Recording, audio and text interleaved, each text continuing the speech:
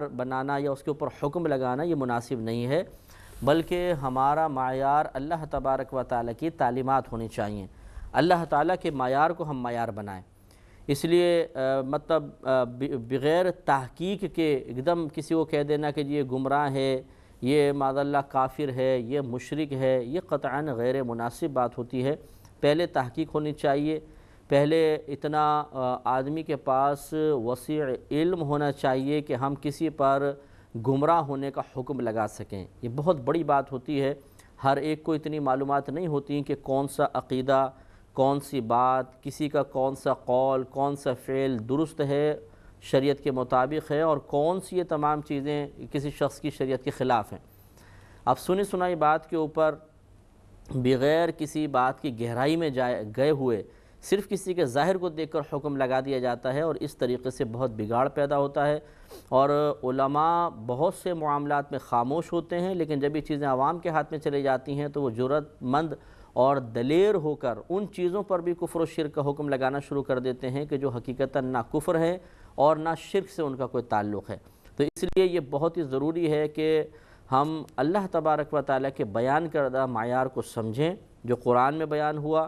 مثال کے طور پہ دیکھیں، اللہ نے ارشاد فرمایا کہ اِنَّ أَكْرَمَكُمْ عِنْدَ اللَّهِ أَتْقَاكُمْ، کہ بے شک تم میں سے اللہ تعالیٰ کی بارگاہ میں سب سے زیادہ معزز عزت والا وہ ہے جو دنیا میں تم میں سب سے زیادہ تقوی اختیار کرنے والا ہے۔ تو یہ اللہ تعالیٰ کا معیار ہے کہ اللہ کی بارگاہ میں باعزت وہ ہوگا جو دنیا میں اپنے آپ کو صغیرہ کبیرہ ظاہری باطنی گناہوں سے بچاتا ہوگا، اور اس کے ساتھ ساتھ ہر وہ چیز جو گمراہی کی طرف لے جانے والی ہے، خرابی کی طرف لے جانے والی ہے، اس سے بچنے کی کوشش کرتا ہوگا۔ جتنا زیادہ اب اس میں شدت اور زیادتی اور احتیاط پسندی بڑھتی جائے گی، وہ تقویٰ کے اتنے ہی اعلیٰ معیار پر فائز ہوتا رہے گا اور اللہ کی بارگاہ میں مقبول ہوتا جائے گا۔ اب اگر ایسا کوئی شخص دنیا میں ہے اور ہم اس کی چند باتوں کی وجہ سے جو ہمیں ناپسند آ رہی ہوں، معاذ اللہ ہم اس سے کہہ دیں یہ گمراہ ہے، یہ تو غلط قسم کا آدمی ہے، تو یہ قطعاً غیر مناسب ہوتا ہے کہ ہو سکتا ہے وہ اللہ کی بارگاہ میں بہت مقبول ہو، اور ہم صرف چند باتوں کی وجہ سے جس پر اس کی اتنی گرفت نہیں ہونی چاہیے اور ہم گمراہی کا حکم لگا دیں، یہ غیر مناسب بات ہوتی ہے۔ یہ مساجد میں بھی عموماً اسی قسم کے جھگڑے چلتے ہیں کہ امام صاحب سے کوئی خطا ہو گئی، عوام الناس خود گرفت کرنے کے لیے آگے بڑھ جاتی ہے اور یہ نہیں سمجھتی کہ اس خطا کا معیار کیا ہے۔ نماز میں کوئی غلطی ہو گئی، امام صاحب نے کسی کے ساتھ کوئی اونچی آواز سے بات کر لی، کوئی ان کے نزدیک یعنی عوام کے نزدیک بد اخلاقی کے مرتکب ہو گئے، تو فوری طور پہ اس پہ ایکشن لیا جاتا ہے اور مختلف قسم کے معاذ اللہ بہتان الزام تراشیاں کر دی جاتی ہیں۔ ان تمام باتوں میں توجہ کرنی چاہیے کہ یہ مسلمانوں کا طریقہ نہیں ہے، کفار کا ہے۔ اللہ بہتر جانتا ہے کہ کون ہدایت پر ہے، کون گمراہی پر۔ جب تک کہ علماء اسلام کی رہنمائی حاصل نہ کر لی جائے، کسی چیز کے بارے میں ایک نتیجے پر اپنی رائے سے یعنی اور اپنے ذہن سے ایک نتیجے پر پہنچ کر کوئی عملی قدم نہیں اٹھانا چاہیے۔ پہلے علماء کرام سے معلوم کریں، مفتیان کرام سے معلوم کریں، اس کے بعد پھر کوئی قدم اٹھانا چاہیے۔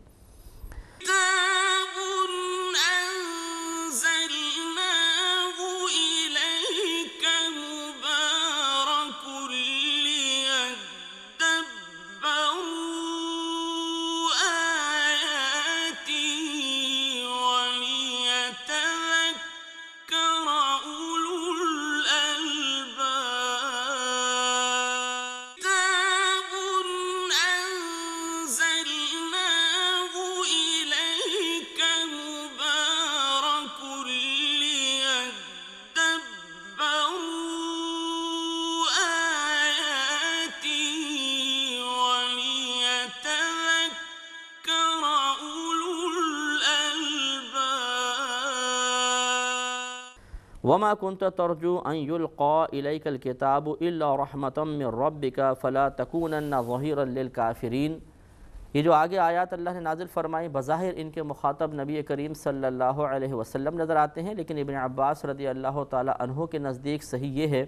کہ بظاہر واحد مذکر حاضر کا صیغہ ہے، یعنی نبی کریم سے خطاب محسوس ہوتا ہے، لیکن حقیقتاً تمام مومنین سے خطاب ہے۔ نبی کریم صلی اللہ علیہ وسلم ان کے اس کلام کے مخاطب نہیں ہیں۔ یہ آپ کو پہلے ایک اصول بتایا تھا، بلاغت کا اصول ہے کہ بعض اوقات مضامین کچھ اس قسم کے ہوتے ہیں کہ وہ نبی کے شایان شان نہیں ہوتے، یعنی یہ ہو ہی نہیں سکتا کہ اللہ تبارک و تعالیٰ اپنے حبیب سے اس قسم کا کلام کرے لیکن جب ہم صیغوں پر غور کرتے ہیں، کلمات پر غور کرتے ہیں، تو وہ ان سے بظاہر ایسا لگتا ہے کہ صرف نبی کریم صلی اللہ علیہ وسلم سے خطاب ہے۔ تو پھر ایک بلاغت کا اصول یہ مرتب ہوا کہ بعض اوقات خطاب کیا جاتا ہے اس انداز سے جیسے سامنے موجود ایک واحد شخص سے خطاب ہو رہا ہے، لیکن حقیقتاً وہ مخاطب نہیں ہوتا، بلکہ غائبین جتنے لوگ موجود ہوتے ہیں جو اسی قسم کا عقیدہ رکھتے ہیں، یا وہ اس نصیحت کے یا ان باتوں کے وہ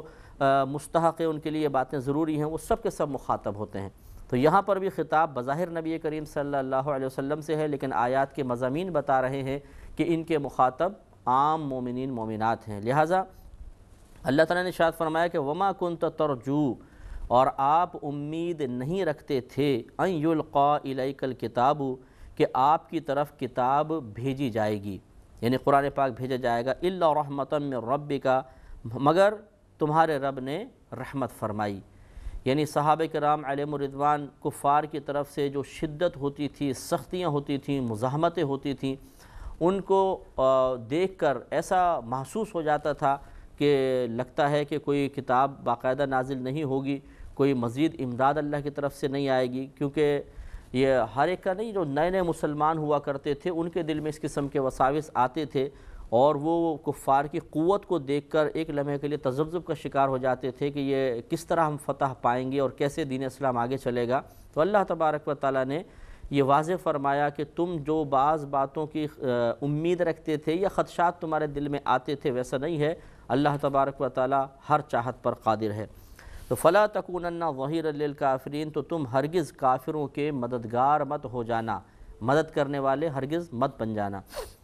وَلَا يَصُدُّنَّكَ عَنْ آيَاتِ اللَّهِ بَعْدَ إِذْ أُنزِلَتْ إِلَيْكَ، اور ہرگز وہ تمہیں اللہ تبارک و تعالیٰ کی آیتوں سے نہ روک سکیں اس کے بعد کہ وہ تمہاری طرف نازل کر دی گئیں۔ یعنی مطلب کہنے کا یہ کہ جب اللہ کی طرف سے قرآن نازل ہو گیا تو اب قرآن کی آیات کو مضبوطی سے تھام کر رکھنا ہے، ان کے تقاضے کے مطابق عمل کرنا ہے، اور یہ کفار کی مزاحمتیں، کفار کے تمہارے خلاف جو مکر ہیں اور سازشیں ہیں، یہ تمہیں اللہ تعالیٰ کی آیات کو قبول کرنے اور ان کے تقاضے کے مطابق عمل کرنے سے نہ روک سکے۔ وَادْعُ إِلَىٰ رَبِّكَ، اور آپ اپنے رب کی طرف بلائیے۔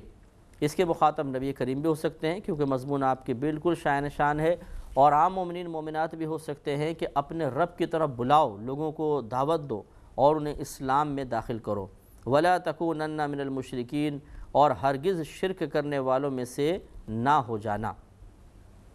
وَلَا تَدْعُ مَعَ اللَّهِ إِلَٰهًا آخَرَ، اور اللہ تبارک و تعالیٰ کے ساتھ کسی دوسرے خدا کی مت عبادت کرو۔ دعا یدعو، دعوتاً کا معنی ہوتا ہے ویسے بلانا، دعوت دینا، بلانا، یہ بھی معنی ہوتا ہے، اور کبھی یہ عبادت کے معنی میں بھی استعمال ہوتا ہے۔ بارہا قرآن پاک میں یہ دعا یدعو کا لفظ جو ہے عبادت کے معنی میں بھی استعمال ہوا۔ دونوں اگر آپ یہاں پہ معنی لیں، دونوں لحاظ سے درست ہے۔ اگر اس کا معنی یہ کریں کہ اور نہ پکارو تم اللہ تعالیٰ کے ساتھ کسی دوسرے خدا کو، تو پھر بھی یہ معنی درست ہے کہ دوسرے خدا کو پکارنا اسی وقت ہوگا جب اس کو خدا سمجھیں گے، تو شرک سے منع کیا گیا۔ اور یہ بھی اگر معنی عبادت والا لیا جائے تب بھی ترجمہ اور مفہوم اور اس آیت کا تقاضا بالکل درست رہے گا کہ اللہ تعالیٰ کے سوا کسی دوسرے خدا کی عبادت مت کرو۔ تو دونوں مفاہیم بالکل درست ہیں۔ لا الہ الا ہو، نہیں ہے کوئی معبود مگر وہی، یعنی اللہ تبارک و تعالیٰ کے علاوہ کوئی دوسرا معبود نہیں ہے۔ کل شیء ہالک الا وجہہ، ہر چیز ہلاک ہونے والی ہے سوائے اللہ کے چہرے کے۔ وجہن کا لفظ استعمال ہوا، جس کا لفظی ترجمہ یہ ہے سوائے اللہ کے چہرے کے۔ لیکن یاد رکھیے کہ یہ اللہ تبارک و تعالیٰ کے لیے چونکہ اعضائے جوارح کا ثبوت محال ہے، اعضائے جوارح سے مراد ہوتے ہیں ظاہری اعضاء، جیسے ہاتھ، چہرہ، پیر، جسم، یہ اللہ کے لیے محال ہے، کیونکہ اللہ تبارک و تعالیٰ نے خود ارشاد فرمایا لیس کمثلہ شیء، اللہ تبارک و تعالیٰ کی مثل کوئی شے نہیں ہے۔ لہٰذا معلوم ہوا کہ جب یہ قرآن پاک کا فیصلہ ہے کہ اللہ کی مثل کوئی شے نہیں ہے، تو کائنات میں کوئی بھی شے اللہ کے مشابہ ہو ہی نہیں سکتی ہے۔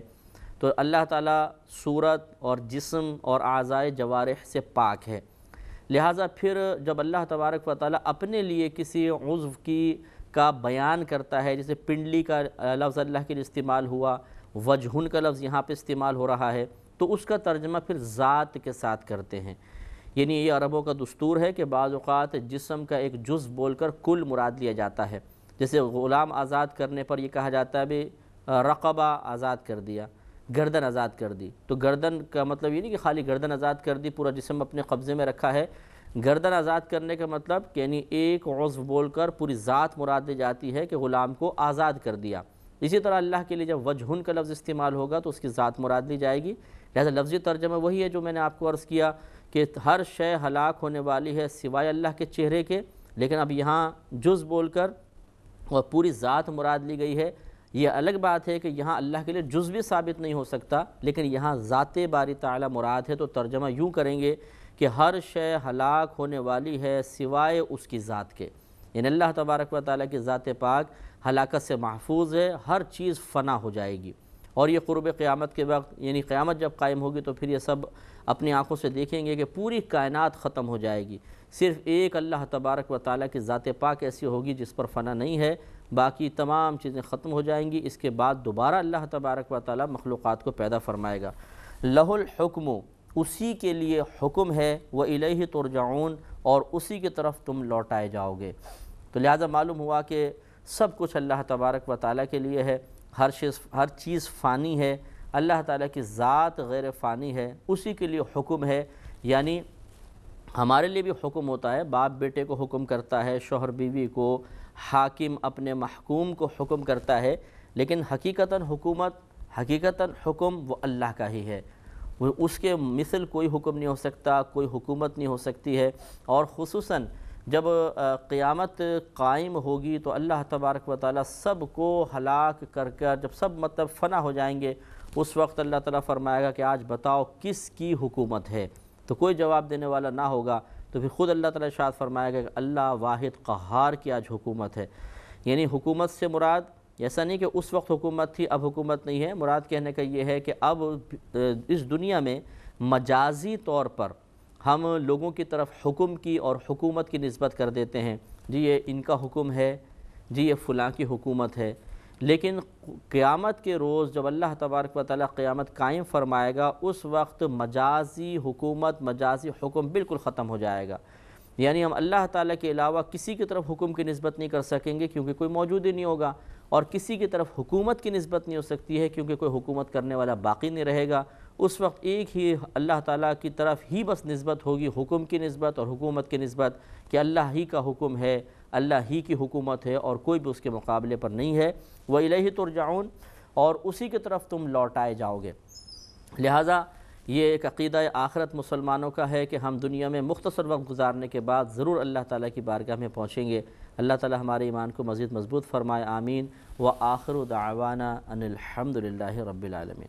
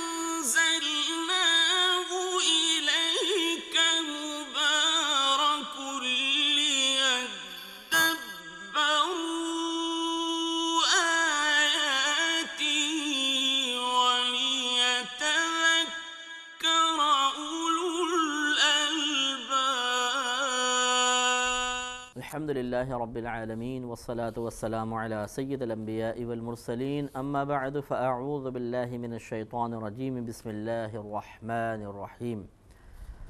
سورہ قصص کی تقریباً 88 آیات تھیں، اور الحمدللہ یہ 88 آیات کی تفسیر پچھلے پروگرام میں مکمل ہوئی، اور آج انشاءاللہ نئی سورۃ العنکبوت کا آغاز ہوگا۔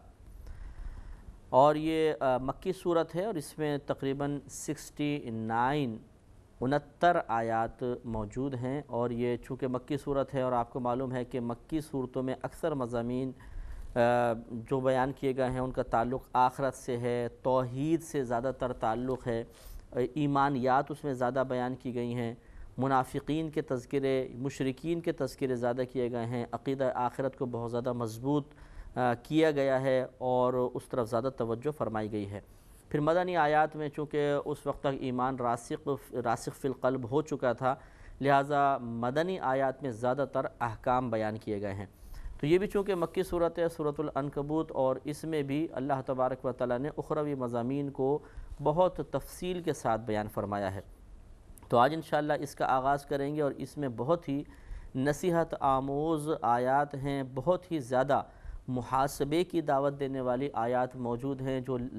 قدم قدم پر ہمیں ایک سوچ، ایک فکر عطا کرتی ہیں کہ ہم تفکر کریں، غور کریں، اپنا ذاتی محاسبہ کریں اور اپنے اندر قوت و ہمت بیدار کریں۔ لہذا اللہ تعالیٰ ارشاد فرماتا ہے، بسم اللہ الرحمن الرحیم، الف لام میم۔ یہ آپ کو بتایا تھا کہ صورتوں کے شروع میں جو ایسے حروف ذکر کیے گئے ہیں جن کی کوئی خاص معانی نہیں ہیں، انہیں حروف مقطعات کہتے ہیں۔ لہذا الف لام میم بھی حروف مقطعات میں سے ہے، اور اس کی مراد اللہ تعالیٰ تو جانتے ہی ہے، اور یہ علماء اسلام کا اس پر اتفاق ہے کہ اللہ تعالیٰ کی عطا سے نبی کریم صلی اللہ علیہ وسلم بھی ان کے معانی کو اچھی طرح جانتے ہیں۔ آگے ارشاد ہوتا ہے کہ احسب الناس،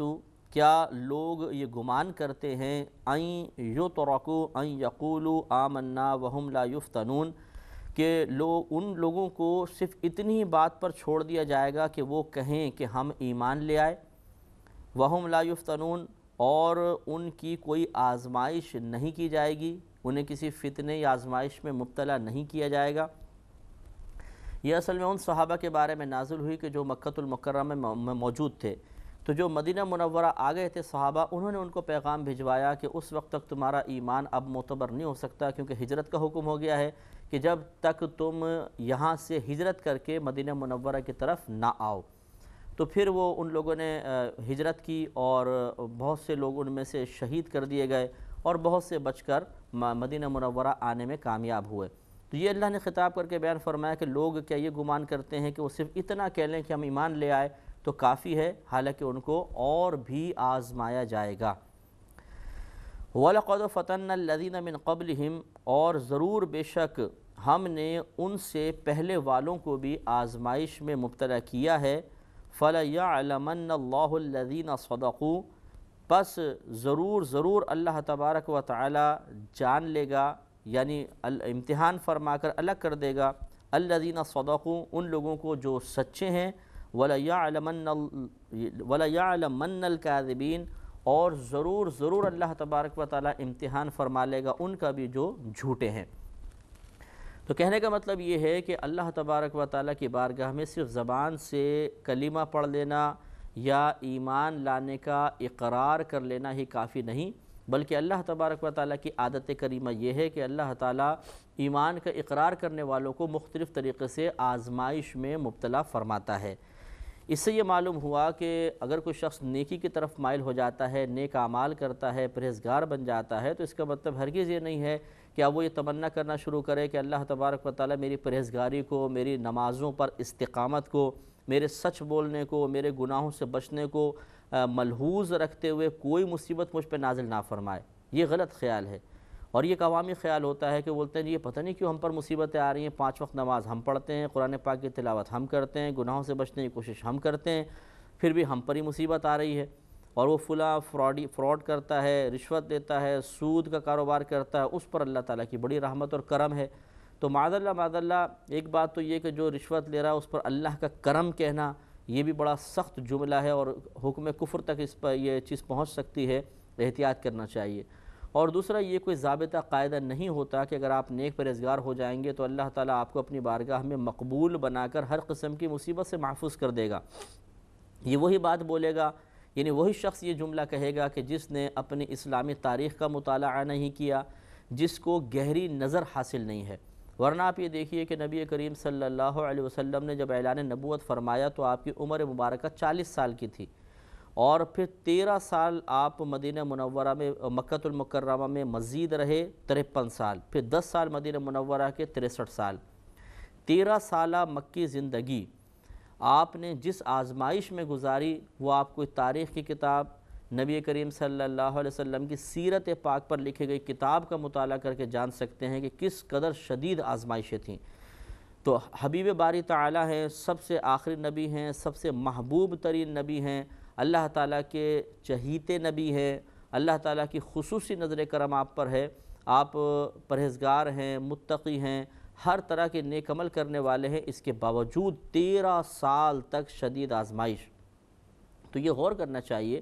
کہ ہم صرف چند نمازیں پڑھنے کے بعد، روزے رکھنے کے بعد، قرآن پاک کی تلاوت کرنے کے بعد اپنے آپ کو کیوں یہ سمجھنے لگ جاتے ہیں کہ اب اللہ تعالیٰ پر لازم ہو گیا ہے کہ ہماری نیکیوں کو دیکھ کر وہ کرم فرمائے اور ہماری مرضی کے موافق ہمارے ساتھ عمل کرنا شروع کر دے، جو ہم چاہیں وہ ملنا شروع ہو جائے، جس سے ہم بچنا چاہیں وہ ہماری مرضی کے مطابق اس سے ہمیں بچائے۔ یہ ضابطہ، یہ نظریہ غلط ہے، یہ خیال غلط ہے۔ اسی وجہ سے تو ہمارے ہاں وسوسے پیدا ہوتے ہیں، اسی لیے ہمارے ہاں نماز پڑھنے والا بھی اپنے زبان سے بعض اوقات اللہ کی بارگاہ میں شکوہ کر کے کفر کی طرف مائل ہو جاتا ہے کہ ہم سوچتے نہیں ہیں۔ لہذا سوچئے، غور و تفکر کیجئے، اللہ نے کتنے واضح الفاظ میں ارشاد فرمایا، اور مخاطب وہ صحابہ ہیں جو اولین سابقین میں جن کا شمار ہوتا ہے، جو پہلے ایمان لے کر آئے، اور ان کے درجات بڑے بلند ہیں۔ باقی صحابہ جو بعد میں ایمان لے کر آئے ان کے درجات کم ہیں۔ تو اللہ تعالیٰ نے ان سے بیان فرمایا کہ صرف آپ کا ایمان لانا ہی کافی نہیں ہے، بلکہ اب اللہ کی طرف سے آزمائشیں بھی آئیں گی، اور اس پر بھی آپ کو ثابت قدم رہنا ہے، اور آپ ہی پر نہیں، آپ سے پہلے والوں پر بھی آزمائشیں آئی ہیں۔ تو پچھلی قوموں میں بھی ایسے لوگ گزرے ہیں جنہوں نے نبیوں کا ساتھ دیا، تو اس زمانے کے کفار نے ان پہ ظلم و ستم کیے، ان کے بدن کو کاٹ دیا، ان کو آروں سے چیر دیا گیا، ان کو بہت اذیتیں اور تکلیفیں پہنچائی گئیں، لیکن وہ ثابت قدم رہے۔ تو اللہ نے ارشاد فرما دیا کہ ہم امتحان لیں گے کہ کون تم ایمان میں سچا ہے اور کون ایمان کے اظہار میں جھوٹ بولنے والا ہے۔ تو منافقین فیل ہو گئے تھے، اور جو صحابہ کرام تھے وہ کامیاب ہوئے، اور اللہ تعالیٰ کی رضا حاصل کرنے میں انہیں پیش قدمی انہوں نے کی، اور وہ کامیاب ہو گئے، اور اللہ تبارک و تعالیٰ کی رضا حاصل کرنے کے بعد قیامت تک کے لیے ہمارے پیشوا اور مقتدی قرار پائے۔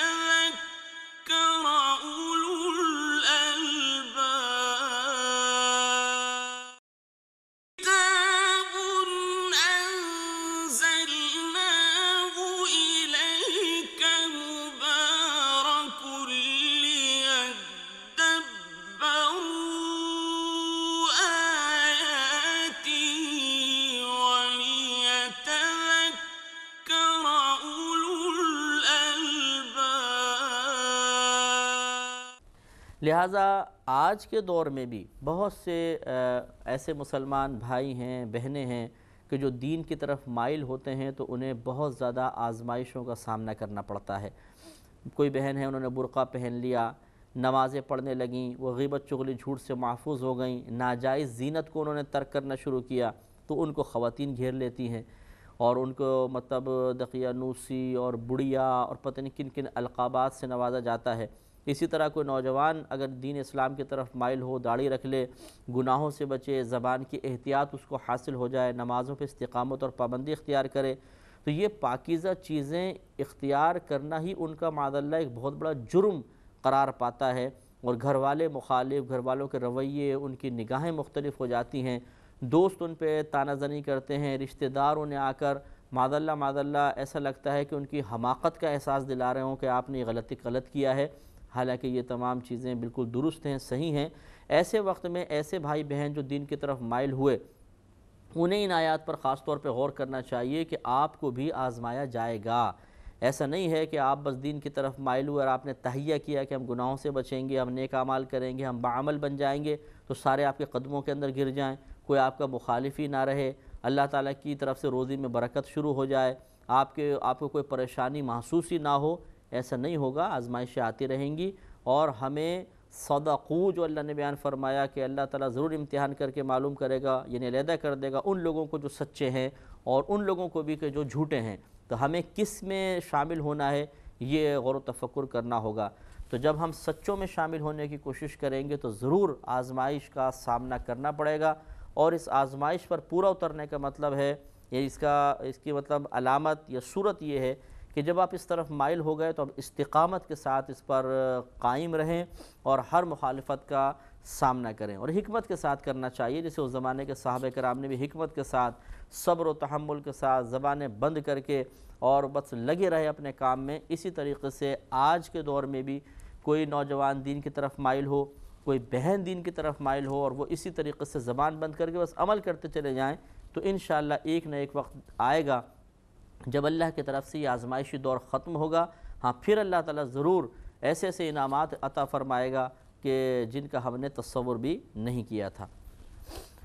ام حسب الذین یعملون السیئات ان یسبقونا ساء ما یحکمون، یا یہ سمجھے ہوئے ہیں یا یہ گمان کرتے ہیں کہ وہ جو برے کام کرتے ہیں کہ ہم سے کہیں نکل کر چلے جائیں گے، کیا ہی برا حکم لگاتے ہیں۔ یعنی یہ جو کفر کرے، شرک کرے اور معاصی کا ارتکاب کرے، معصیت کرے، گناہ کرے، تو کیا وہ یہ گمان کرتا ہے کہ یہ برے کام کرتے ہیں، ان برے کاموں کو کرتے کرتے ہم سے بچ کر بھی نکل جائیں گے؟ ایسا نہیں ہوگا، اللہ تعالیٰ ضرور گرفت فرمائے گا، اور یہ کیا ہی برا حکم بیان کرتے ہیں، بری بات بیان کرتے ہیں کہ شاید ہم بچ کر نکل جائیں گے، ہماری گرفت نہیں ہوگی۔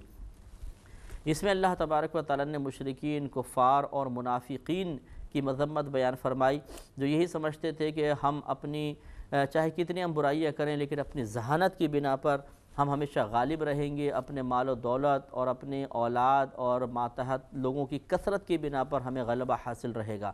تو اللہ نے بیان فرمایا کہ اگر کوئی اس طرح غلط کام کرتا ہے، چاہے کتنا ہی طاقتور کیوں نہ ہو، وہ ہم سے بچ کر نہیں جا سکتا، اللہ تعالیٰ اسے ضرور مغلوب فرماتا ہے۔ من کان یرجو لقاء اللہ فإن اجل اللہ لآت، جسے اللہ تبارک و تعالیٰ سے ملنے کی امید ہو، یعنی وہ یقین رکھتا ہو کہ میں اللہ تعالیٰ سے ملوں گا، تو بے شک اللہ تبارک و تعالیٰ کی میعاد یعنی ایک اجل، ایک مدت ضرور آنے والی ہے۔ اس سے مراد قیامت ہے کہ جو اللہ تعالیٰ سے ملاقات کا یقین رکھتا ہے، یعنی کہنے کا مطلب یہ ہے کہ جو اللہ تعالیٰ سے ملاقات کا یقین رکھتا ہے وہ اس یقین کو مضبوط کر کے رکھے کہ ضرور ایک وقت ایسا آئے گا کہ اللہ تبارک و تعالیٰ سے ملاقات ہوگی۔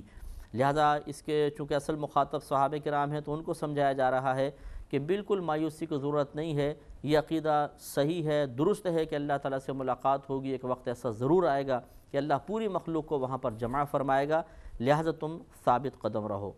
وَهُوَ السَّمِيعُ الْعَلِيمُ، اور وہ اللہ تبارک و تعالیٰ سننے والا، جاننے والا ہے۔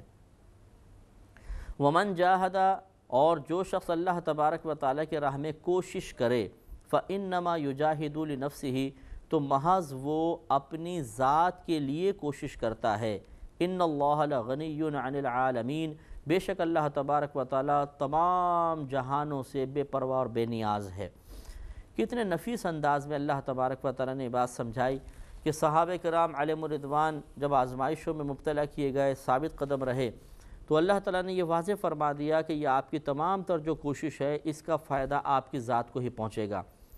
اللہ تعالیٰ اگر آپ کو آزمائش میں مبتلا کر رہا ہے، اللہ تعالیٰ اگر آپ کو عبادات کی مشقت میں مبتلا کر رہا ہے، گناہوں سے بچنے کی آزمائش میں مبتلا کر رہا ہے، تو اس میں اللہ تعالیٰ کا کوئی فائدہ پوشیدہ نہیں ہے۔ اللہ تعالیٰ تو بے نیاز ہے، وہ ہر فائدے کے حصول، ہر نقصان کے پہنچنے سے بے نیاز ہے، نہ اسے کوئی نقصان پہنچ سکتا ہے، نہ ہماری طرف سے کوئی فائدہ اس کو نفع پہنچا سکتا ہے۔ وہ تو اس کے خزانوں میں کسی چیز کی کمی نہیں ہے۔ تو یہ تمام چیزیں جو ہوتی ہیں، معاملات ہوتے ہیں، یہ ہمارے لیے ہیں۔ اگر خدا نخواستہ ہم برا عمل کرتے ہیں تو اپنی ذات کے لیے کر رہے ہیں، اگر کوئی اچھا کام کرتے ہیں اس کا فائدہ ہماری ذات کو ہی پہنچے گا۔ اللہ تعالیٰ اس سے بے نیاز ہے۔ لہٰذا یہ بات بھی یاد رکھیے، یہاں پر بڑے نفیس انداز میں یہ بات اشارہ بھی کر دیا گیا کہ قیامت تک جتنے لوگ دین پر استقامت پذیر رہیں گے وہ معاذاللہ یہ گمان نہ کریں کہ شاید ہم اللہ پر کوئی احسان کر رہے ہیں یا دین اسلام پر کوئی احسان کر رہے ہیں، نہیں، بلکہ ہمارا کسی کے اوپر کوئی احسان نہیں، اپنی ذات پر احسان ہے، ہم اپنے لیے کوشش کر رہے ہیں، اپنی آخرت کے لیے کوشش کر رہے ہیں۔ لہٰذا اللہ تبارک و تعالیٰ چونکہ بے نیاز ہے، وہ اس کو کوئی اس کی پرواہ نہیں ہے کہ کون کام کرتا ہے کون نہیں کرتا، پوری کائنات کا نظام چلانے کے لیے وہ کسی بھی ذریعہ اور سبب کا محتاج نہیں۔ لہٰذا ہمیشہ جو بھی نیک عمل کریں اسے اپنی آخرت کے فائدے کی نیت سے ہی کریں، اللہ تعالیٰ کی رضا کے حصول کے لیے کریں، اس کی ادائیگی میں یا ادائیگی کے بعد کبھی بھی یہ خیال نہ آئے کہ شاید میں نے کوئی اللہ تعالیٰ کے لیے بڑا کام کر لیا یا دین اسلام پر کوئی احسان کر دیا۔ نہیں، ہمارا کوئی کمال نہیں ہے، یعنی ہمارا اس لحاظ سے کوئی کمال نہیں ہے کہ شاید ہم نے دین پر احسان کر دیا ہو یا معاذ اللہ کو فائدہ پہنچا دیا ہو، بلکہ تمام تر فائدے ہماری ذات کی طرف ہی متوجہ ہوتے ہیں، ہم ہی دنیا اور آخرت میں اس کا فائدہ پائیں گے۔ لہٰذا اس قسم کا اگر فاسد خیال کسی کے ذہن میں ہو کہ وہ کچھ نیک عمل کرنے کے بعد یہ سمجھتا ہو کہ شاید میں اللہ تعالیٰ پر کوئی احسان کر رہا ہوں یا معاذ اللہ اللہ تبارک و تعالیٰ کو میرے ان نیک اعمال کے جواب میں میرے ساتھ اچھا ہی سلوک کرنا چاہیے کیونکہ میں اس کی عبادت کر رہا ہوں، کیونکہ میں اس کے دین کی خدمت کر رہا ہوں، تو یہ معاذ اللہ غلط خیال ہے، اس قسم کے خیالات کو ذہن میں جگہ نہیں دینی چاہیے۔ آگے ارشاد فرمایا کہ والذین آمنوا وعملوا الصالحات، اور وہ جو ایمان لائے اور انہوں نے نیک اعمال کیے، لنکفرن عنہم سیئاتہم، ہم ضرور ان کی برائیاں ان سے دور کر دیں گے، وَلَنَجْزِيَنَّهُمْ أَحْسَنَ الَّذِي كَانُوا يَعْمَلُونَ، اور ضرور انہیں اس کام پر بدلہ دیں گے جو ان کے سب کاموں میں سے سب سے بہتر تھا، یعنی جتنے بھی وہ اچھے کام کیے سب کاموں میں سے بہتر نیک عمل ہوتے ہیں۔ انسان حرام کام بھی کرتا ہے، فضول کام ہوتے ہیں، مباح کام ہوتے ہیں اور نیک کام بھی ہوتے ہیں، اور نیک کام انسان کے تمام افعال میں سے سب سے بہتر ہوتے ہیں۔ یعنی یہ سمجھ لیں کہ انسان کچھ دنیاوی فائدوں کے لیے کام کرتا ہے، کچھ فضول قسم کے کام ہوتے ہیں، کچھ حرام قسم کے کام ہوتے ہیں، اور کچھ اخروی فائدے کے نیک اعمال ہوتے ہیں۔ تو یہ سب کے سب اعمال ضرور ہیں، اور ان میں سب سے بہترین عمل انسان کا نیک عمل ہے۔ تو اللہ تعالیٰ نے بیان فرمایا کہ جو ایمان لائے نیک اعمال کرے تو اس کی برائیاں مٹا دی جائیں گی، اور جو اس کے اچھے اعمال تھے اس کا ان کو بہترین بدلہ ضرور دیا جائے گا۔ اس سے معلوم ہوا، اور یہ بخاری کی روایت بھی ہے، نبی کریم صلی اللہ علیہ وسلم نے ارشاد فرمایا کہ جب کوئی شخص ایمان لے کر آتا ہے تو اسلام اس کے سابقہ تمام قصوروں کو ختم کر دیتا ہے، یعنی جتنی خطائیں غلطیاں ہوئیں سب کے سب معاف کر دی جاتی ہیں۔ تو اس لیے اللہ تعالیٰ نے صرف ایمان لانے کو ہی کافی قرار نہیں دیا، بلکہ پھر نیک عمل کو بھی قرار دیا کہ ایمان لانے سے تو پچھلے تمام گناہ معاف ہو گئے، اب ایمان لانے کے بعد بے پرواہ نہ ہو بلکہ اس کے بعد بھی نیک عمل کا سلسلہ جاری رہے۔ تو یہ وعدہ خداوندی ہے کہ اللہ تعالیٰ برائیوں کو مٹا دے گا اور ہمارے اچھے اعمال کا بدلہ عطا فرمائے گا۔ تو یہ صرف ان کے ساتھ مخصوص نہیں ہے کہ جو پہلے کافر تھے پھر مسلمان ہوں اور نیک اعمال کریں، بلکہ مسلمانوں کے لیے بھی ہے۔ نبی کریم صلی اللہ علیہ وسلم نے ارشاد فرمایا کہ اگر کوئی شخص کسی شخص سے خطا ہو جائے، گناہ ہو جائے، اور وہ اس کے فوراً بعد کوئی نیک عمل کر لے تو اللہ تبارک و تعالیٰ اس نیک عمل کی برکت سے اس کی اس خطا کو مٹا دے گا۔ تو کسی نے پوچھا یا رسول اللہ صلی اللہ علیہ وسلم کیا لا الہ الا اللہ کہنا بھی نیکی ہے؟ تو فرمایا کہ تو تمام نیکیوں کی اصل ہے، یعنی کہ کلمہ ہی نہ ہوتا تو کوئی بھی نیک عمل اللہ کی بارگاہ میں مقبول نہ ہوتا۔ لہذا خدا نہ خواستہ کبھی بھی کوئی خطا ہو جائے، فوراً اس کے بعد 10-12 دفعہ کلمہ پاک پڑھ لے تو انشاءاللہ امید ہے کہ اللہ تعالیٰ گناہ کو معاف فرما دے گا۔ اللہ تعالیٰ عمل کی توفیق عطا فرمائے۔ وآخر دعوانا ان الحمدللہ رب العالمین۔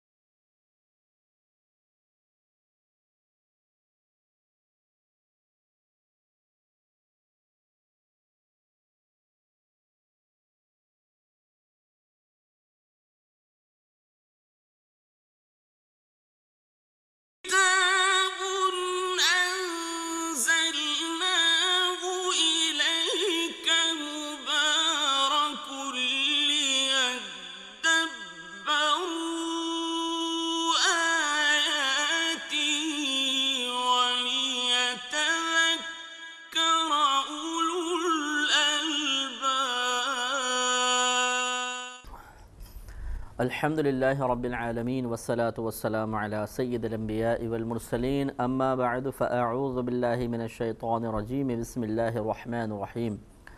سورۃ العنکبوت کی تفسیر چل رہی تھی اور تقریباً 7 آیات کی تفسیر مکمل ہو چکی تھی۔ اس کے آگے اللہ تعالیٰ نے ارشاد فرمایا کہ وَوَصَّيْنَا الْإِنسَانَ بِوَالِدَيْهِ حُسْنًا،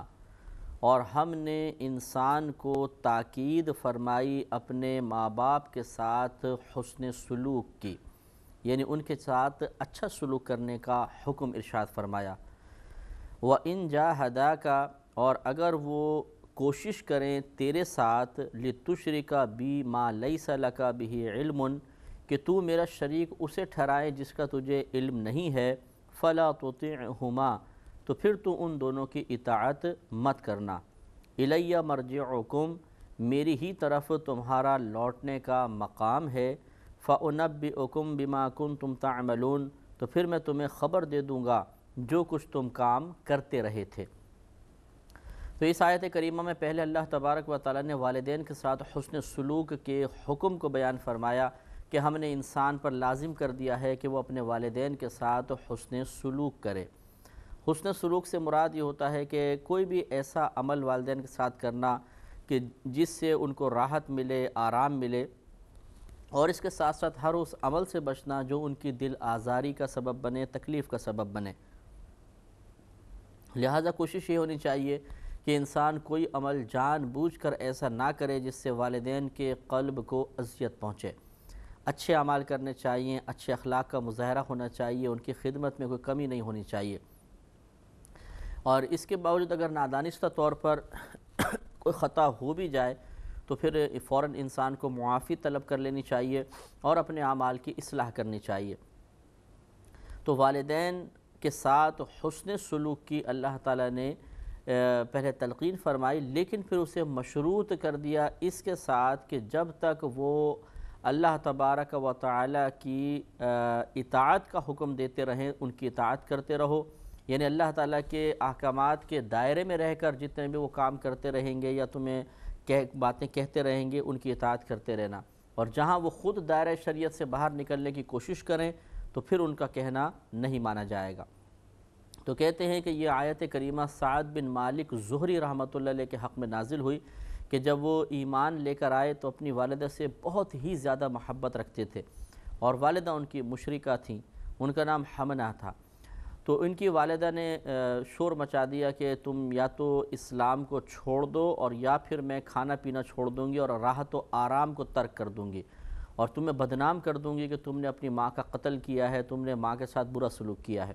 حضرت سعد رضی اللہ تعالی عنہ خاموش رہے، تو ان کی والدہ نے ایک دن تک کھانا پینا چھوڑ دیا، دوسرے دن تک کھانا پینا چھوڑا، دھوپ میں جا کر بیٹھ گئیں، سائے میں نہ آتی تھیں،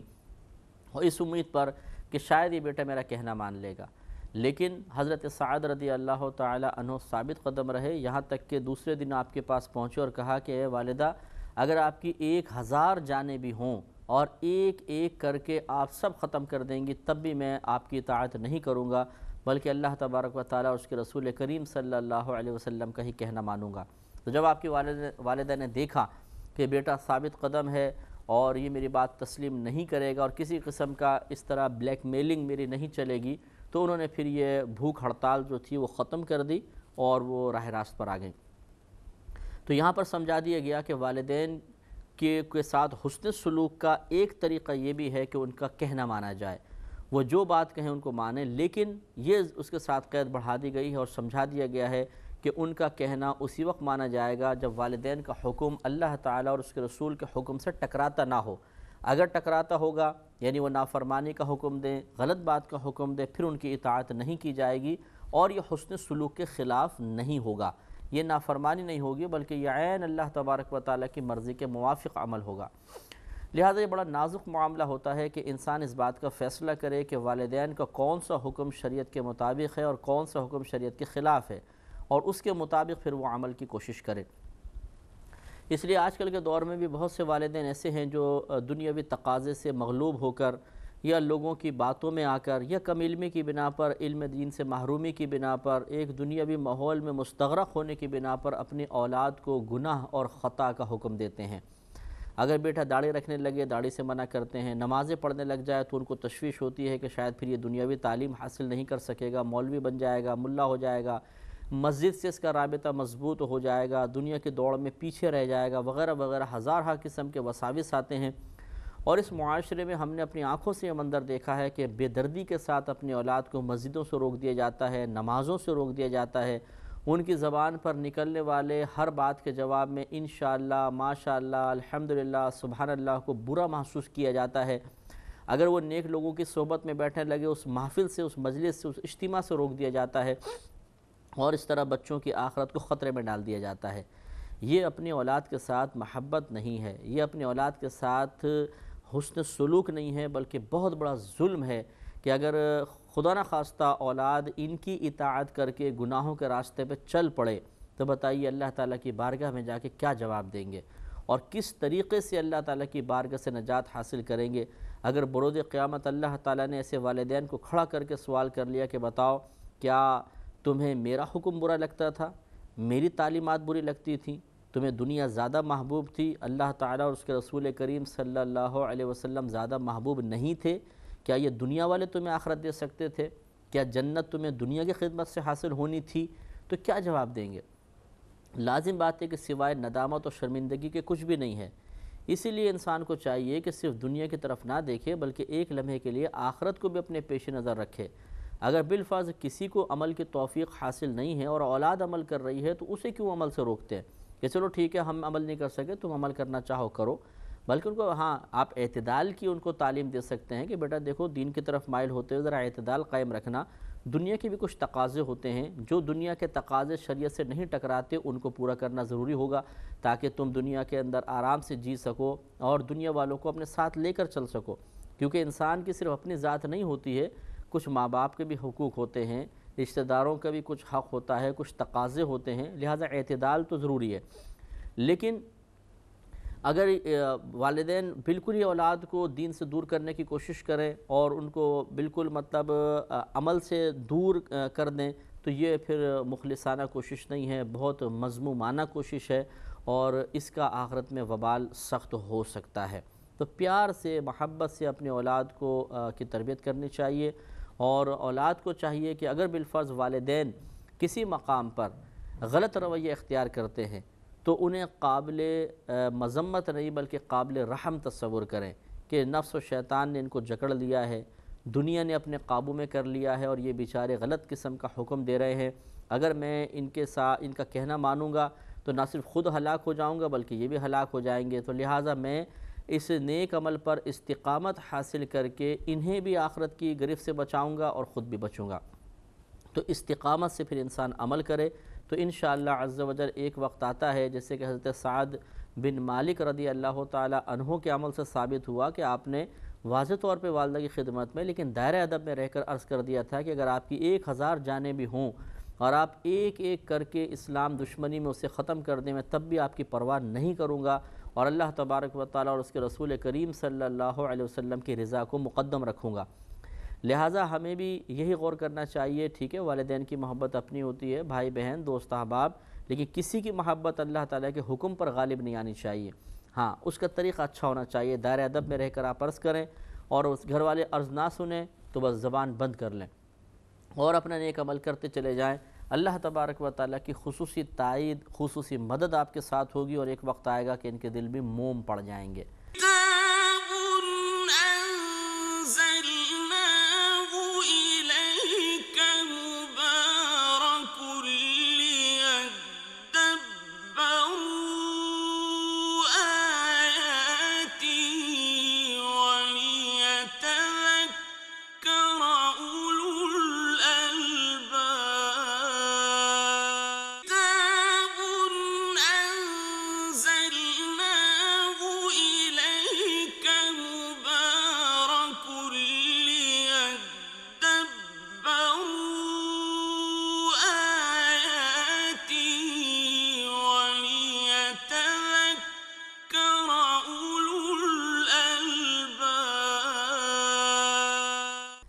اب ہوتا یہ ہے کہ بعض اوقات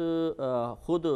جو نیک عمل کرنے والے ہوتے ہیں وہ شدت کا مظاہرہ کر دیتے ہیں کسی مطلب دینی ماحول کی طرف آئے، نیک عمل کی طرف آئے، تو وہ چاہتے ہیں کہ گھر والے بھی بالکل ہماری طرح پل بھر کے اندر ہو جائیں۔ اب یہ غور کرنا چاہیے کہ آپ کچھ لوگوں کی صحبت میں بیٹھے، آپ کا ذہن بنا تو آپ اس طرف مائل ہوئے، گھر والوں کو وہ صحبت حاصل نہیں، وہ ذہنی تعمیر ان کو نہیں ملی ہے، تو کیسے آپ دونوں کی کیفیات ایک ہو سکتی ہیں؟ ہاں، آپ ان کی بھی ذہنی تعمیر کیجئے اس طریقے سے کہ استقامت سے پہلے عمل دکھائیے۔ 40 سال تک نبی کریم صلی اللہ علیہ وسلم نے کفار کے سامنے اپنے کردار و عمل کو پیش فرمایا، اس کے بعد تبلیغ فرمائی۔ اسی طریقے سے یہی حکمت ہمیں بھی ملحوظ رکھنی چاہیے کہ جب کوئی لڑکا یا لڑکی نیک عمل کی طرف مائل ہوتے ہیں، دین کی طرف مائل ہوتے ہیں، تو سب سے پہلے انہیں استقامت کے ساتھ اپنا عمل دکھا کر گھر والوں کو اس بات کا یقین دلوانا ہوگا کہ میں استقامت پذیر ہو چکا ہوں اور دین پہ چل رہا ہوں۔ کیونکہ شروع میں گھر والے خود شکوک و شبہات کا شکار ہوتے ہیں کہ نیا نیا جوش ہے، ویسے کسی کے ساتھ بیٹھنے لگیں، کچھ دن میں پھر یہ پلٹ جائے گا۔ تو آپ جب تک اپنا اعتماد بحال نہیں کریں گے، جب تک اپنے آپ کو بطور مثال پیش نہیں کریں گے، ان کا اعتماد کیسے آپ پر قائم ہوگا اور وہ کیسے آپ کی بات ماننے لگیں گے؟ اب ہوتا یہی ہے کہ شروع میں ایک دم بس وہ دین کی طرف مائل ہوئے تو وہی آرڈر چلانا شروع کر دیے گھر والوں پر، گھر والے بدظن ہو جاتے ہیں، اور پھر جواب میں گھر والوں کو یہ کہا جاتا ہے کہ تم سب جہنمی ہو کیونکہ مجھے دین سے روک رہے ہو۔ تو حکمت چھوڑ دی جائے، حکمت کو اختیار نہ کیا جائے تو اسی طرح کے نتائج سامنے آتے ہیں، اور اس میں پھر قصور گھر والوں کا تو ہے ہی، ٹھیک ہے، لیکن اس شخص کا بھی ہے کہ جس نے غلط طریقے سے دین کی راہ میں قدم رکھنے کی کوشش کی اور دین کا کام کرنے کی کوشش کی، اس نے حکمت کو کیوں چھوڑ دیا؟ اختیار کرنا چاہیے تھا۔ اس لیے پہلے عمل اور کردار مسلسل دکھا کر گھر والوں کو متاثر کرنا چاہیے، اعتماد بحال کرنا چاہیے، اس کے بعد کچھ کہیں تو انشاءاللہ زبان میں تاثیر بھی ہوگی اور گھر والے اس بات کا اثر بھی قبول کریں گے، اور دین کو اتنا اختیار کریں، اس انداز سے اختیار کریں کہ وہ کسی کے لیے باعث تکلیف اور اذیت نہ بن جائے۔ یعنی یہ دیکھنا ہوگا کہ ہمیں کس مقام پر تبلیغ دین کرنی ہے اور کس انداز سے کرنی ہے اور کس حد تک اس مقام پر شدت جائز ہے۔ ابھی آپ آگے خود دیکھیے گا کہ اللہ تبارک و تعالی نے ارشاد فرمایا کہ انبیاء علیہ السلام پر فقط بات کا پہنچا دینا لازم ہے، منوانا نہیں ہے۔ ہمارے یہاں یہ غلطی ہوتی ہے کہ منوانے کی کوشش کی جاتی ہے، جس سے والدین بدظن ہو کر اور پھر دین سے روکنے کی کوشش کرتے ہیں، کیونکہ ان کا ذہن بنتا ہے کہ آج یہ ایک گھر کا فرد دین کی طرف مائل ہوا تو ہمارے لیے سارے دروازے بند ہو رہے ہیں، 2-3 اور بھائی بھی اس کو دیکھا دیکھیے گا چلے گئے، چھوٹے جو بچے ہوتے ہیں، چھوٹے بہن بھائی، تو پھر تو گھر میں بڑا مسئلہ ہو جائے گا۔ تو اس لیے پھر وہ اس شدت کے جواب میں وہ بھی شدت کا مظاہرہ کرتے ہیں اور بگاڑ پیدا ہوتا ہے۔ تو حکمت کے ساتھ بہرحال اگر والدین دین پر چلنے سے روکیں تو جھگڑا نہیں کرنا چاہیے، اور ان کے خلاف کوئی معاذ اللہ محاذ آرائی نہیں کرنی چاہیے، گھر سے بھاگنے کی ضرورت بھی نہیں ہے۔ استقامت سے ان کا اگر بالفرض وہ ظلم کر رہے ہیں تو ظلم سہتے رہیں اور زبان بند رکھیں، ایک دن اللہ تعالیٰ ان کو ضرور راضی فرما دے گا، لیکن بہرحال برے کام میں ان کی اطاعت نہیں کی جائے گی۔ اسی طرح یہ بات بھی قابل توجہ ہے کہ بعض اوقات والدین بہو سے بدظن ہو کر بیٹے کو حکم دیتے ہیں کہ طلاق دے دو اس کو، بس چھوڑ دو اس کو۔ اب اس میں بعض اوقات حضرت عمر فاروق رضی اللہ تعالیٰ عنہ کے عمل کو بھی بطور دلیل پیش کیا جاتا ہے کہ عبداللہ ابن عمر رضی اللہ تعالیٰ عنہما نبی کریم صلی اللہ علیہ وسلم کی بارگاہ میں حاضر ہوئے، عرض کیا رسول اللہ صلی اللہ علیہ وسلم، میں اپنی زوجہ سے بڑی محبت رکھتا ہوں، لیکن میرے والد عمر فاروق رضی اللہ تعالیٰ عنہ کا حکم ہے کہ میں اسے طلاق دے دوں، تو میں کیا کروں؟ تو سرکار نے فرمایا تم اپنے والد کا کہنا مانو۔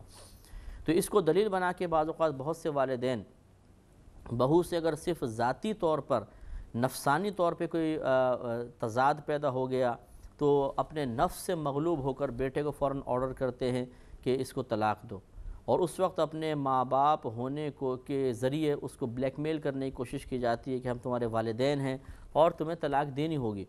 حالانکہ اس وقت طلاق دینے کا کوئی ایسا جواز بھی نہیں ہوتا، بلکہ بعض اوقات خود والدین کی خطا ہوتی ہے، لیکن وہ انا کا مسئلہ بنا کر اس عورت کو یعنی بہو کو تکلیف پہنچانے کی نیت سے بیٹے کو اس قسم کا آرڈر کر دیتے ہیں، اور دلیل عمر فاروق کا عمل پیش کرتے ہیں دلیل کے طور پر۔ یہ بات یہاں پر یاد رکھیے گا کہ یقیناً عمر فاروق رضی اللہ تعالی عنہ نے حضرت اپنے بیٹے عبداللہ ابن عمر کو جو حکم دیا تھا وہ اپنی نفسانی خواہش کے تابع ہو کر تو نہیں دیا تھا کہ بہو نے شاید چائے نہیں بنائی ہوگی، پانی نہیں پلایا ہوگا تو کہا کہ اس کو طلاق دے دو کیونکہ میرا کام نہیں کر رہی ہے، بلکہ ضرور وہاں پہ آپ نے کچھ شرعی قباحت ملاحظہ کی ہوگی، اور عبداللہ ابن عمر نے آ کر یہ نہیں کہا کہ حضرت عمر فاروق خواہ خواہ مجھے ایسا کہہ رہے ہیں، بلکہ انہوں نے صرف اتنا کہا کہ وہ طلاق کا حکم دے رہے ہیں حالانکہ میں اس سے محبت کرتا ہوں۔ اس کا مطلب ہے کوئی نہ کوئی وہاں پہ زوجہ کا قصور ضرور تھا، جس کو بنیاد بناتے ہوئے عمر فاروق رضی اللہ تعالی عنہ نے یہ حکم دیا۔ اس لیے نبی کریم نے فرمایا کہ عمر جو ہیں وہ جو حکم دے رہے ہیں بالکل صحیح دے رہے ہوں گے، اور آپ کی محبت اپنے مقام پر والد کا کہنا مان لو۔ تو لہٰذا اگر والدین زوجہ کو طلاق کا حکم دے رہے ہیں تو یہ پہلے دیکھا جائے گا کہ کیا ان کا ذہن حضرت عمر فاروق رضی اللہ تعالی عنہ کے ذہن کے مطابق ہے۔ حضرت عمر فاروق رضی اللہ تعالی عنہ کا ذہن تو شریعت کی ہدایت سے، شریعت کی تعلیمات سے رہنمائی حاصل کر رہا تھا، اور یہاں پر معاملہ یہ ہوتا ہے کہ شرعی رہنمائی نہیں ہوتی بلکہ نفسانی تقاضے پیش نظر ہوتے ہیں، شیطان کی طرف سے بعض اوقات رہنمائی ہوتی ہے کہ بھئی تھوڑی سی بات میں جھگڑا پڑا اور ایسا مسئلہ ہو گیا۔ تو پھر عمر فاروق اور ہمارے آج کل کے دور کے والدین کا کیا تقابل اور کیا مقابلہ؟ لہٰذا یہاں پر بھی اولاد کو سوچنا ہوگا کہ اندھا دھند اگر میں والدین کے اس تقاضے پر عمل کروں گا تو اس طرح ایک لڑکی پر ظلم کا مرتکب ہو جاؤں گا، اور ظلم کے معاملے میں والدین کے ساتھ تعاون کرنا یہ مناسب نہیں ہے۔ اب اس میں والدین کو بھی برا بھلا نہ کہے، ان کے سامنے بھی ایسا کوئی جملہ نہ بولے کہ ان کی دل آزاری ہو، غور و تفکر کرے، پہلے دیکھے کس کا قصور زیادہ ہے، کیا زوجہ کے قصور اتنے ہیں کہ واقعی وہ طلاق کی مستحق ہو چکی ہے، اور اس طرح اعتدال پسندی کے ساتھ کوئی فیصلہ کرے۔ لہٰذا آج کل کے دور میں چھوٹی چھوٹی باتوں پر ہم نے یہ دیکھا ہے، چونکہ میں ایک مفتی ہوں اور میرے پاس سینکڑوں گھروں کے مسائل آتے رہتے ہیں کہ چھوٹی چھوٹی بات پر والدین فوراً آرڈر جاری کر دیتے ہیں کہ طلاق دے دو۔ اب بعض اوقات تو چھوٹے چھوٹے بچے بھی ہوتے ہیں، اور پھر اس طرح بیٹے کا کہنا کہ تم طلاق دے دو، ہم تمہاری دوسری جگہ شادی کر دیں گے، یہ ہماری ذمہ داری ہے۔ ٹھیک ہے، آپ تو کر دیں گے، لیکن جس عورت کو آپ طلاق دلوا رہی ہیں آپ اس کے بارے میں غور کریں کہ وہ آئندہ زندگی کیسے گزارے گی۔ ایک عورت پر جب طلاق یافتہ ہونے کا داغ لگ جاتا ہے، جس کو ہمارا معاشرہ داغ کہتا ہے، تو پھر اس کے لیے کتنی مشکلات ہو جاتی ہیں، پھر وہ بچوں کو کیسے سنبھالے گی، باپ کا سہارا نہیں ہوگا تو تربیت کیسے کرے گی۔ ان تمام چیزوں کو ملحوظ رکھے بغیر بس ہمارا کہنا ماننا چاہیے، ہمارا آرڈر جاری ہو گیا ہے اور اس کو پورا کرنا چاہیے، اور اولاد نہ کرے تو تم بیوی کے غلام ہو گئے ہو، اور اس طریقے سے یہ گھروں کے اندر نظام بگڑ جاتے ہیں اور بہت ہی غلط قسم کے نتائج سامنے آتے ہیں، معاشرے میں بگاڑ پیدا ہوتا ہے۔ اس لیے اس معاملے میں بھی بڑی اعتدال پسندی ہوگی، اور دیکھا یہ جائے گا کہ والدین کا حکم شریعت کے تقاضے کے مطابق ہے یا نہیں۔ یہ بخاری کی روایت ہے، آپ خود غور کر لیں کہ نبی کریم صلی اللہ علیہ وسلم نے ارشاد فرمایا کہ اللہ تعالیٰ نے ایک مسلمان پر دوسرے مسلمان کی عزت، آبرو، جان اور مال کو حرام قرار دے دیا ہے۔ تو اس کا مطلب یہ ہوا کہ کسی کی عزت کا مطلب حرام قرار دے دیا، ہم کسی کو ذلیل نہ کریں، کسی کو ڈیگریڈ نہ کریں، اور کسی کو ایسا نہ کر دیں کہ وہ معاشرے میں نگاہ اٹھا کے چلنے کے قابل نہ رہے۔ تو عورت کو اگر طلاق دی جائے تو وہ تو اسی طرح ہو جاتی ہے بیچاری، پورے خاندان میں کس کو جواب دے گی؟ لوگ یہ سمجھیں گے شاید اسی میں کوئی قصور تھا تبھی شوہر نے طلاق دی اور چھوڑ دیا ہے۔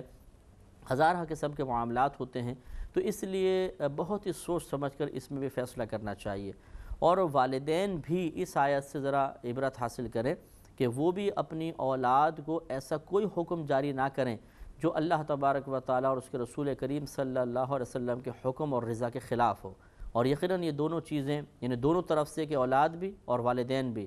اسی وقت یہ فیصلہ کر سکتے ہیں کہ ہم دائرہ شریعت میں ہیں کہ نہیں، کہ جب انہیں شریعت کا علم ہو۔ لہذا علم بھی سیکھنا بہت ضروری ہے۔ اس پہ انشاءاللہ مزید تھوڑا سا کلام جاری رکھیں گے اگلے پروگرام میں۔ وآخر دعوانا ان الحمدللہ رب العالمین۔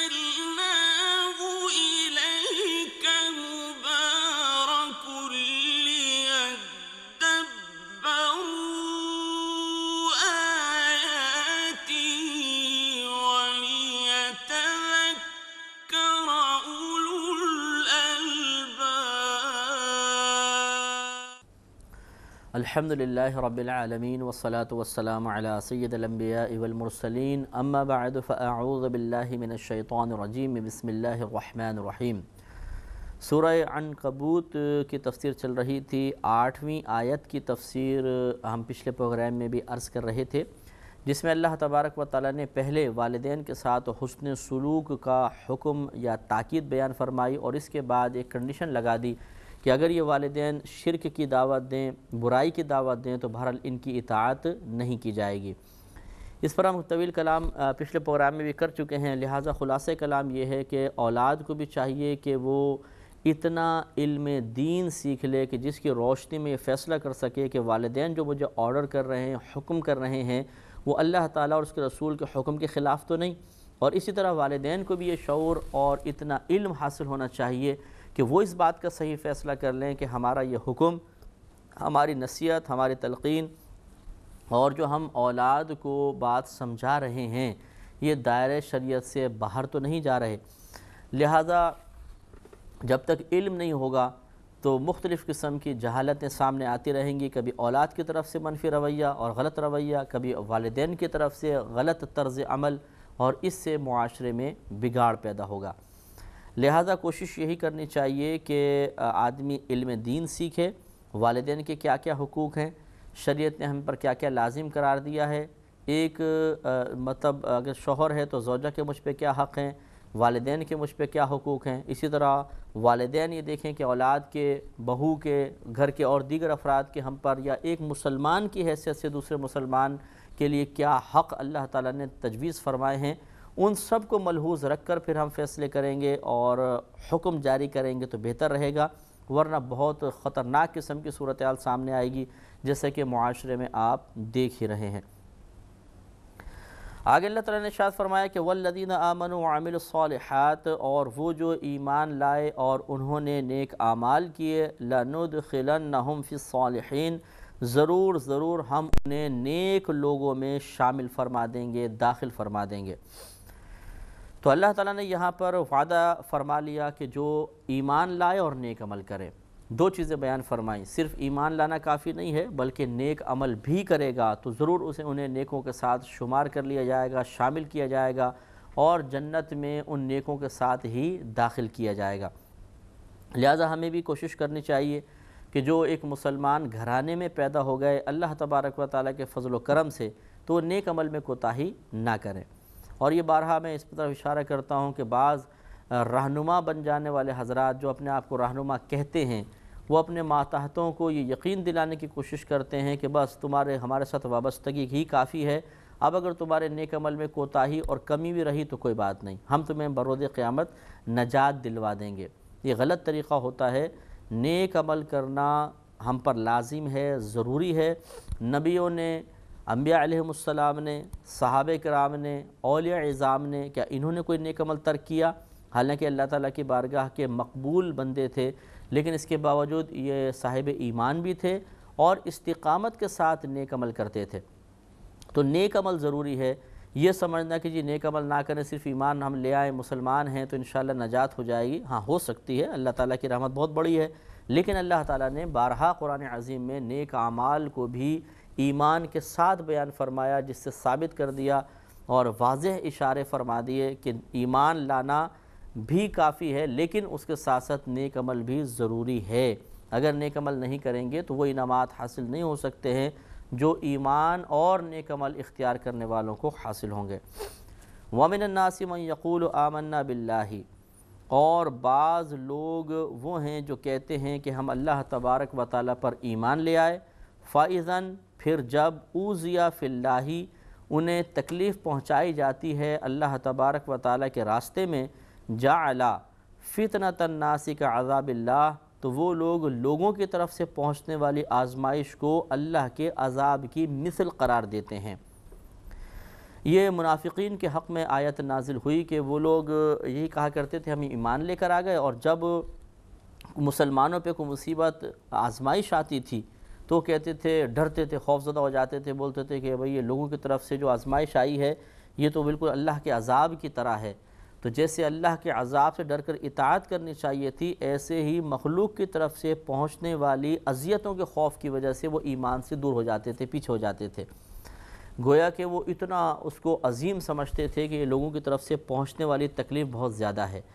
تو یہ اللہ تعالیٰ اصل میں یہاں پر یہی سمجھانا مقصود ہے کہ اللہ کا عذاب بہت بڑا ہے، مخلوق کی طرف سے آنے والی آزمائش کوئی بڑی نہیں ہے، اس کا اللہ کے عذاب سے کوئی مقابلہ نہیں ہے، لہٰذا فوقیت اللہ کے عذاب کو دینی چاہیے، لوگوں کی طرف سے پہنچنے والی آزمائش کو نہیں۔ لہٰذا اللہ کے عذاب سے ڈر کر اطاعت کا راستہ اختیار کرنا چاہیے، مخلوق کی مخالفت کے خوف کی بنا پر اللہ تعالیٰ کے راستے کو ترک نہیں کرنا چاہیے، جیسے کہ منافقین نے کیا۔ مزید آگے ارشاد فرمایا کہ وَلَئِن جَاءَ نَصْرٌ مِّن رَبِّكَ، اور ضرور اگر آئے کوئی مدد اللہ تبارک و تعالی تیرے رب کی طرف سے، یعنی مسلمانوں پہ کرم نوازی ہو، لَيَقُولُنَّ، تو ضرور وہ کہیں گے کہ اِنَّا كُنَّا مَعَكُمْ، کہ بے شک ہم تو تمہارے ہی ساتھ تھے۔ أَوَلَيْسَ اللَّهُ بِأَعْلَمَ بِمَا فِي صُدُورِ الْعَالَمِينَ، کیا اللہ تبارک و تعالی اچھی طرح نہیں جانتا جو کچھ جہان بھر والوں کے دلوں میں ہے؟ یعنی سب لوگوں کے دلوں کا حال اللہ پر واضح ہے، منکشف ہے، اس سے کوئی چیز پوشیدہ نہیں ہے۔ تو یہ جب مسلمانوں پر کوئی مصیبت نازل ہوتی ہے تو فوراً یہ کہتے ہیں، مخلوق سے ڈر جاتے ہیں کفار وغیرہ سے، اور کہتے ہیں بھئی ہم تو مسلمانوں کے ساتھ نہیں ہیں، یہ تو اللہ کا عذاب کی طرح ہی ہے جیسے دنیا والوں کا عذاب ہے، لہذا اس سے بچنا زیادہ بہتر ہے، اس سے بچنے کی کوشش کی جائے، اور وہ اسلام سے پیچھے ہٹتے ہیں۔ لیکن جب مسلمانوں پہ اللہ تعالیٰ کی کوئی کرم نوازی واضح طور پر دیکھتے ہیں تو فوراً اپنے آپ کو مسلمانوں کے پاس پیش کرنے کی کوشش کرتے ہیں کہ ہم تمہارے ساتھ ہیں۔ یہ ایک منافقانہ رویہ ہے اور غلط رویہ ہے۔ لہذا اس کی روشنی میں آج ہمیں بھی اپنا محاسبہ کرنا چاہیے، اپنے بارے میں غور و تفکر کرنا چاہیے کہ بہت سے لوگ ایسے ہوتے ہیں کہ جو دنیا کی طرف سے آنے والی آزمائش کو اللہ کے عذاب کی مثل سمجھ بیٹھے ہیں، حالانکہ وہ منافق نہیں ہیں، مسلمان ہیں، لیکن منافقانہ خصوصیت، ایک منافقانہ وصف ہمارے اندر پیدا ہو گیا ہے غلطی سے۔ یہی وجہ ہے کہ آپ یہ دیکھیں گے کہ بہت سے لوگ حرام کماتے ہیں، عمل سے دور ہو جاتے ہیں، نبی کریم صلی اللہ علیہ وسلم کے افعال و اعمال اور سنتوں کو ترک کر دیتے ہیں، ناجائز کاروبار کرتے ہیں، ناجائز طریقے سے روزی کماتے ہیں، اور پھر اس کے جواب میں یہ کہتے ہیں کہ جی کیا کریں، دنیا کا تقاضا ہے، دنیا کے ساتھ بھی تو چلنا پڑتا ہے، اگر ہم یہ نہیں کریں گے تو فلاں ناراض ہو جائے گا، یہ نہیں کریں گے تو فلاں ہم سے پیچھے